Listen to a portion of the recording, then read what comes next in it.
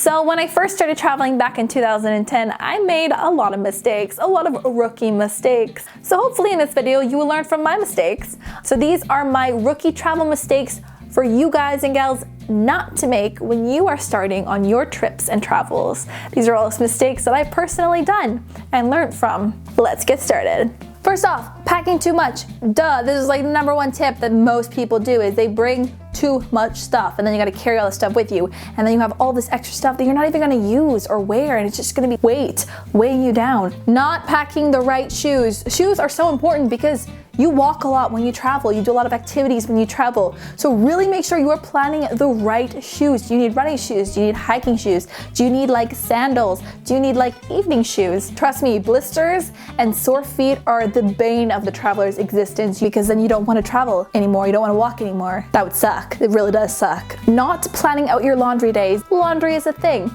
Not properly planning where you're going to do laundry in your travels is a big rookie mistake because suddenly you find that you are out of everything clean and you really need to do laundry, but your place that you're staying at might not have laundry facilities, or it might be super expensive where they charge you like per an item. So really make sure that you're on the lookout for your accommodation and if they have laundry facilities, and really try and plan that more in advance and ahead of time so you never get stuck with dirty underwear. Forgetting your power cords and your chargers plugged in because you are currently charging up the batteries on your electronics or charging up the batteries on your phone happens all the time to rookie travelers. A lot of the hotels and hostels you stay at probably have a spare phone charger or spare camera battery charger from previous travelers that have left theirs in their hotel room.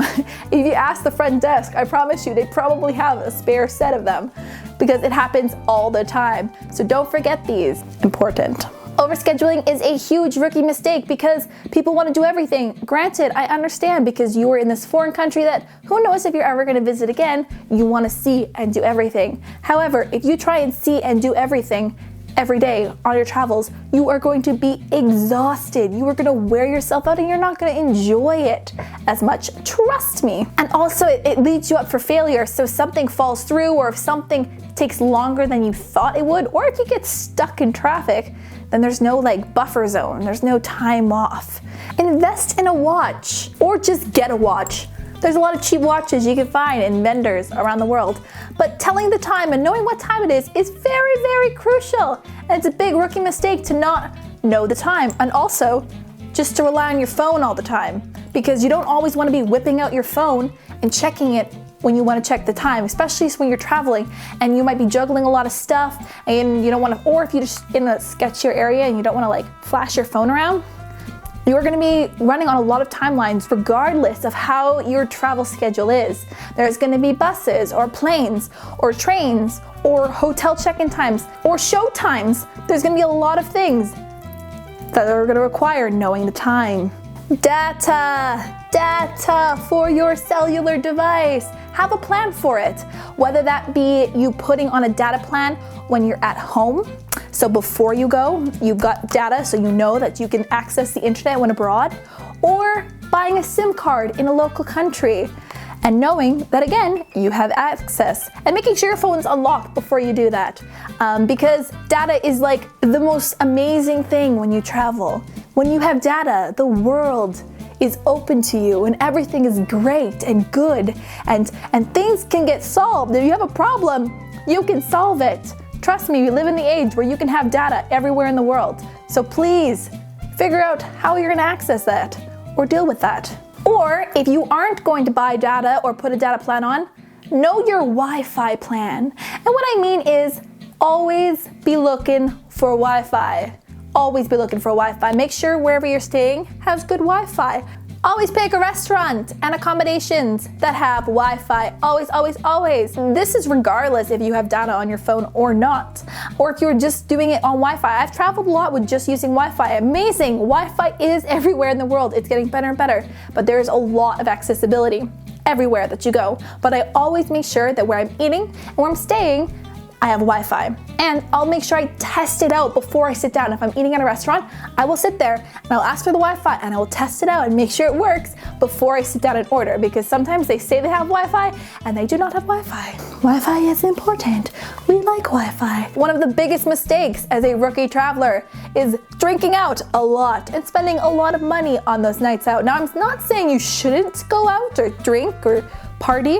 I'm saying is be very, very cautious of how much money you spend at night, and try and pre-drink, because booze are probably really, really cheap in the country you're in. I guarantee you, going to a local supermarket and buying a bottle of wine or buying some hard liquor and mixing some drinks is going to be a lot cheaper and will save you in the long run of general traveling than just buying drinks when you get to a place. Not understanding tipping etiquette. If you're American, you're used to tipping. I think it's like 20% is what you tip, and you tip for almost everything. I don't know how that came about, but you tip for almost everything. Around the world, there are lots of places that you don't tip at all, but yet Americans like to tip. And sometimes very touristy places in these countries will put on tips. They'll ask for tips, they'll request tips and make you feel like it's a custom. Sometimes it is, sometimes it isn't. There is like so many different rules in regards to tipping. It's one of the biggest rookie mistakes is one, not checking your bill for tips. Sometimes in the touristy parts, they add in a tip in your bill without you noticing it. I know, sneaky, sneaky. The other thing is not knowing what percentage to tip, because sometimes 5% is like great. If you've had an amazing meal, 5-10% is like, wow, yes, thank you so much. It's not required, it's only if they went above and beyond. There's a lot of different rules in regards to tipping etiquette, so research it and know it before you go. Short connection times when you are traveling, when you are booking your flights, if you are going through customs or if you are entering in another country, you are going to be entering that country's customs, and sometimes you might even need to do a second line of security. This takes time, so make sure that you have an adequate amount of connection time. I like to allow domestic, no less than an hour connecting time, international, so when you're entering another country, in your connection, 2 hours at a minimum, because customs lines can be crazy. And I know people have missed flights. I've not missed flights because I'm crazy about this, but I've almost missed flights. It's a rookie mistake. Don't do it. Thinking you're gonna save money by flying into a cheaper airport, not checking how much or how long or how even to get from the airport to your accommodation when you arrive at a destination. This has screwed me over many times as even an experienced traveler. For example, Panama City, $35 US to get from the airport to my accommodation. There was $1 bus, $1.50 for a bus, public bus. Actually, it was like a coach public bus to get from the airport to downtown. That's a big difference, from $35 to $1.50.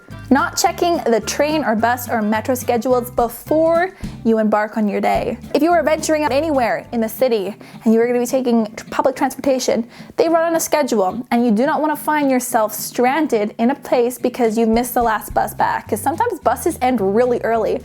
There's been several cities, like when I was in Valparaiso, the last bus back was at 7 p.m. 7 p.m.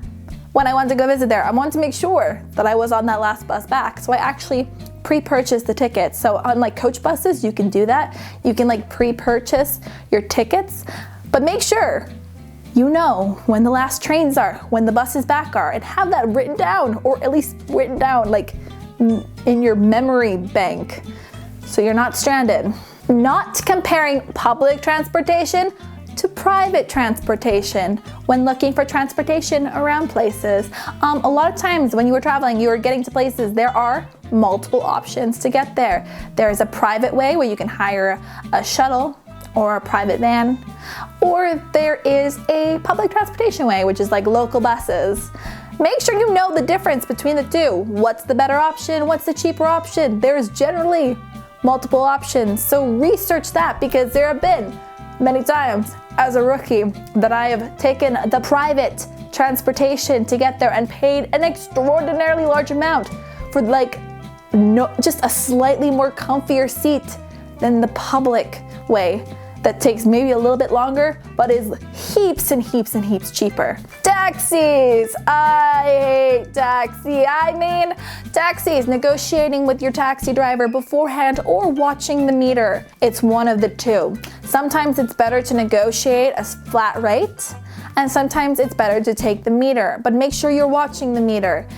This is something that generally the accommodation staff, so wherever you're staying, they'll know what's the best way to go. But taxis are like the biggest ripoff in the travel game.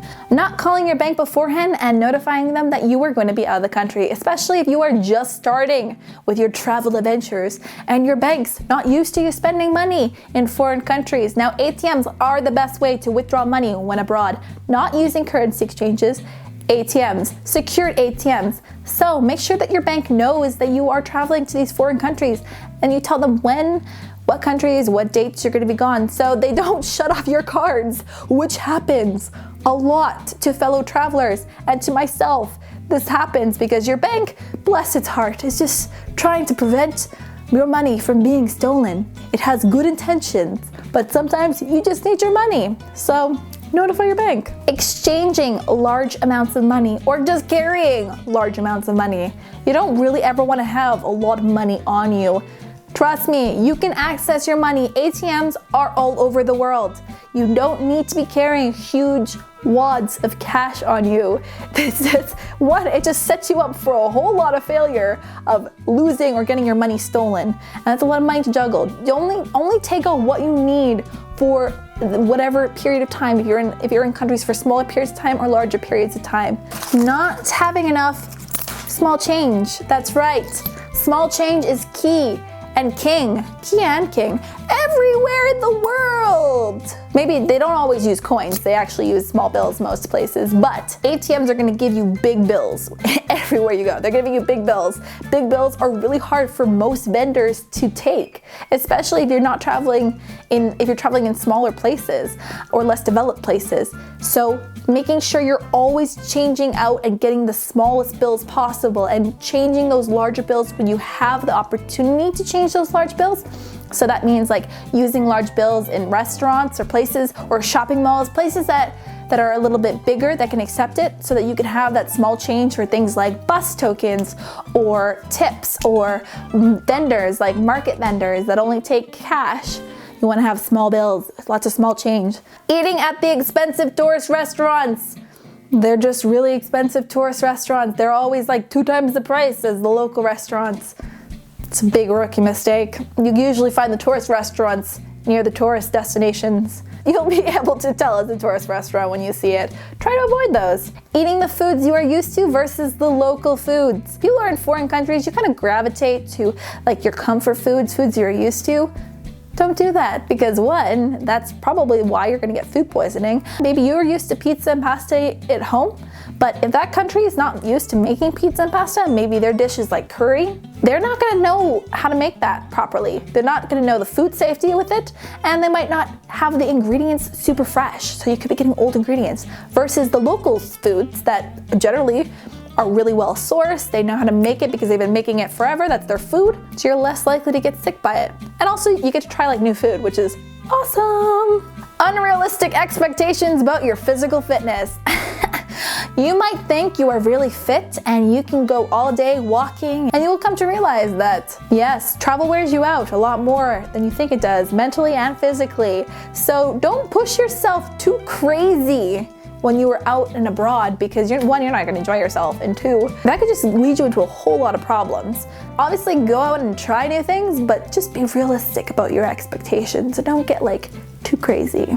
Hyping things up too much. This is something I did when I first started traveling, is I hyped destinations because I wanted to go there so bad. I was like, oh my God, this was my dream, this is my travel. I'm so excited to be here. Great Wall of China, hyping it up. And then you get there, and sometimes things don't always live up to the expectations you were expecting it, because people, like the internet is full of these beautiful Photoshop photos of these destinations, and you're like, wow, it's gonna be so magical. And sometimes when you get there, you're like, okay, it's awesome, it's cool, but you could be slightly disappointed, and you never want to be slightly disappointed.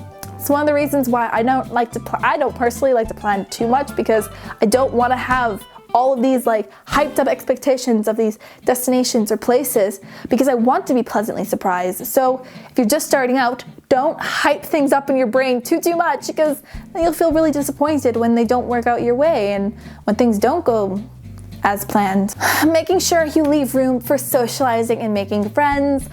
This is like, especially if you're solo traveling, make friends, socialize, make time to do that. Trust me, it'll make your experience of travel so much more enriched. You will get to hear other people's stories, and it's, oh my God, seriously, it's like one of the best parts of travel. So make sure you leave time for that, so you're not just like running around and taking photos and sightseeing everything. Meet some people, have some conversations, sit down and grab a beer. And last, forgetting to say yes.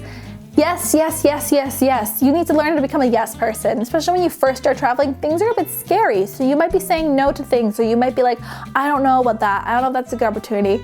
But the more you learn to, one, be comfortable with yourself, and the more you learn to start saying yes to opportunities and situations, obviously vet the situation so you're not like putting yourself in like something that's dangerous. But the more you say yes to things, the more enriching your travel experience will become, and you'll start to surprise yourself at all of the really amazing things that you get up to, and the stories and the people and the experiences that you meet if you just didn't say yes, if you just said no. So thank you so much for watching this video. I hope you have learned lots of rookie travel advice for you beginners just starting out on the travel journey. And if you have started on the travel journey and you've been doing this for, I don't know, maybe a year or less, let me know. Is there anything that you've learned as a rookie traveler, that you've learned about yourself, you've learned while traveling? Down below in the comments. I want to hear them, because I'm really curious, because I've been traveling for so long now. So like certain things, it just comes naturally to me.